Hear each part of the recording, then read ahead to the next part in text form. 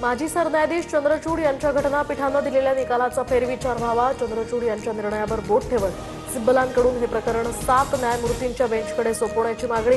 एकाच वेळी विधानसभा अध्यक्ष आणि आयोगाला सुनावणीचे अधिकार देणं चूक असल्याचाही युक्तिवाद। अपात्र होणाऱ्या व्यक्तीला मुख्यमंत्री करण्यात आलं। कपिल सिब्बल यांचा निवडणूक आयोगावर हल्लाबोल। पक्षांतर बंदी कायद्यानुसार 39 आमदारांना अपात्र केलं असतं तर निर्णय ठाकरेंच्या बाजूने असता, सिब्बल यांचा युक्तिवाद। पंजाबचे माजी उपमुख्यमंत्री सुखबीर सिंग बादल यांच्यावर नांदेडमध्ये हल्ला। वाचवण्याचा प्रयत्न करण्यात येणाऱ्या सुरक्षा रक्षक यामध्ये तो गंभीर जखमी झाला। हल्लेखोर अटकेत तर मुख्यमंत्री फडणवीसांकडून त्यांच्या प्रकृतीची विचारपूस करत चौकशीचे आदेश। मुंबईतील MMRDAच्या कार्यक्रमाला उपमुख्यमंत्री शिंदे गैरहजर। मुख्यमंत्री फडणवीस सुनेत्रा पवारांच्या उपस्थितीमध्ये सह्याद्रीवर 4 प्रकल्पांचं ऑनलाईन उद्घाटन तर प्रकृती अस्वस्थ असल्यामुळे शिंदे गैरहजर। शिंदेंच्या निकटवर्ती यांची माहिती।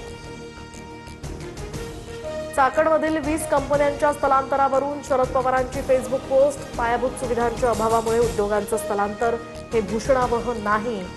पवारांकडून चिंता व्यक्त। उद्योजकांसाठी एक खिडकी यंत्रणा उभारण्याचंही आवाहन।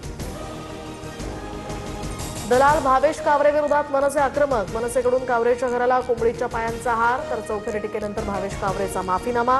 सोशल मीडियावरून व्हिडिओही हटवला। चेंबूरमधील नामांकित पार्ले फ्रुटी कंपनीच्या गोदामावर FDAचा छापा। गोदामामध्ये मुदत संपलेल्या फ्रुटीचा साठा असल्याची माहिती।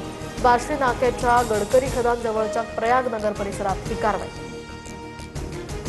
राज्यात आजपासून पुढील 5 दिवस मध्यम ते अतिमुसळधार पावसाची शक्यता। मुंबईसह कोकण, खानदेश, विदर्भात जोरदार पावसाचा इशारा। मराठवाड्याच्या काही भागातही तुरळक पावसाचा अंदाज।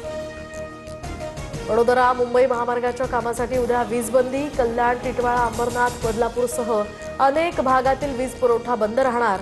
सकाळी 6 ते 11 वाजेदरम्यान वीज पुरवठा खंडित राहणार। सांगली